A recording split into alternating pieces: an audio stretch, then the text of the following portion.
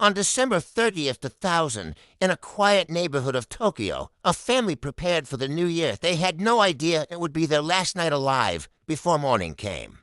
Every member of the Miyazawa family would be brutally murdered inside their own home. But what happened afterward would shock the world. The killer didn't flee. He didn't panic. Instead, he stayed. He sat down. He ate their food, used their bathroom, browsed the internet, and calmly walked away, leaving behind one of the most detailed crime scenes in history. Yet more than 2 decades later, no one has ever been arrested. This is the twisted case of the Setagaya Family Murders. The Miyazawa family lived in a modern 2-story home beside a public park. It was a peaceful area. Children played freely, neighbors rarely locked doors. Yasuo Miyazawa worked in advertising. Mikio was a loving mother. Their children, Nina and Rei, were full of life. Friends described them as a normal, happy family. Nothing about their lives suggested danger. But just beyond their home was a park, with dense trees and hidden pathways, perfect for someone to watch unnoticed. Investigators later believe the killer may have studied the house for weeks, learning routines, learning when lights went off, learning when the family was most vulnerable. Sometime late that night, the killer climbed into the house through a second-floor window. He carried a knife. Investigators believe he first encountered Yasuo upstairs. What followed was a violent struggle. Blood evidence showed Yasuo fought fiercely. Furniture was overturned. Walls were splattered. For a moment, it looked like the father nearly won. But the killer overpowered him, stabbing him repeatedly. When Yasuo stopped moving, the killer went downstairs, where Mikio and the children were. They were attacked one by one. The violence was intense, uncontrolled, as if the killer was driven by rage rather than reason. Within minutes, an entire family was gone. After committing the murders, the killer didn't leave. He stayed inside the home for hours. He washed his hands, changed clothes, used the family's bathroom. He opened the refrigerator, ate ice cream, drank tea.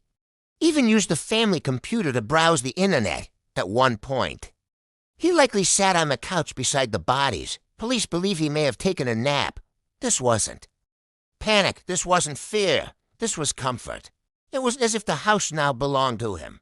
When the family was discovered the next morning, investigators were stunned. They found bloody fingerprints, footprints in blood, DNA samples, hair strands, clothing left behind. Food containers the killer used. They even determined the brand of ice cream he ate, the size of his shoes, his approximate height, his blood type, his genetic background. It was one of the most evidence-rich crime scenes in history. And yet, no match was found. Not in Japan. Not in international databases. It was as if the killer had no past.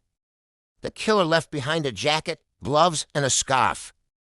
The clothing materials were traced to rare manufacturers. Some suggested foreign military supplies. Others linked them to South Korea.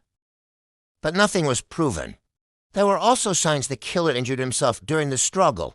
Blood trails suggested he was wounded badly, yet no hospitals reported suspicious patients. No one came forward. No tips led anywhere. Some believe the killer was a foreign traveler who left Japan immediately. Others think he was a local who blended back into society. Some suspect a connection to organized crime. Others believe it was a random thrill killing. But the biggest question remains, why stay in the house? Criminal profilers say this behavior shows extreme psychological dominance. The killer wasn't just murdering. He was taking ownership of the home, of the space, of the lives he ended. It was control in its purest form. Even now, Japanese police receive thousands of tips every year. The family's relatives continue pushing for justice. Advanced DNA testing is ongoing, but no.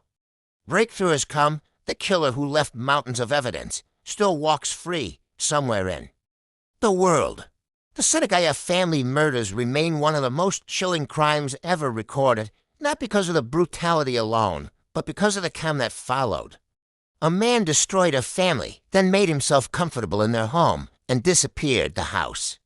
Still stands, the evidence still exists, and somewhere the killer still breathes, This was the twisted case of the Setagaya Family Murders, and the nightmare remains unsolved. Thank you for watching Twisted Cases for more real unsolved mysteries, disturbing cases, and stories that time never forgot. Subscribe and join us on the dark side of true crime. New episodes every week.